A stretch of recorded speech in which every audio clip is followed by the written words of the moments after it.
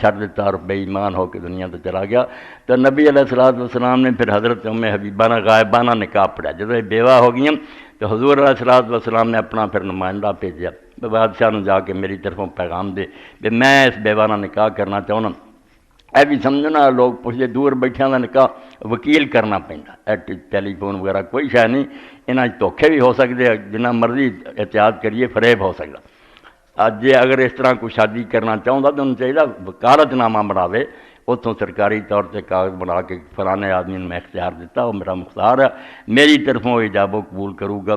یہ طریقہ جس طرح ڈاکٹر نصر صاحب دا سی کی تو افریقہ ہی بیٹھے سی، مگر انہوں نے اجازت نامہ بھیجتا، لاہور نکاح پڑھیا۔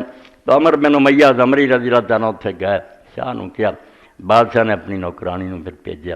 تو حضرت حبیبہ اتنی خوش ہوئیں کہ جی میرا وہ خامد مرتد ہو گیا تو رسول اللہ جیسے خامد اللہ نے میرے دیتے، وہ جو انہوں نے کول سی اور لونڈی نے دیتا بادشاہ دی، میرے کو ہو رہا ہے تینوں انعام دینی نہیں، میں یہ انعام تینوں دینی۔ تو بادشاہ نے خود خطبہ پڑھیا حضور دی طرفوں، نے پھر آپ دا نکاح کرایا۔ اور رسول کریم علیہ السلام دی سب بیویاں بیٹیاں دے مہر جڑے 500 درہم، اس تو زیادہ نہیں آپ نے بدھا۔ 500 درہم بھی اس زمانے کڈا، اسی اتنے آ کے بھائی شرعی بن دیو جی، وہ شرعی پائی ہوئے تو تمہیں کیا پوچھتے پھر یہ مہر دسو؟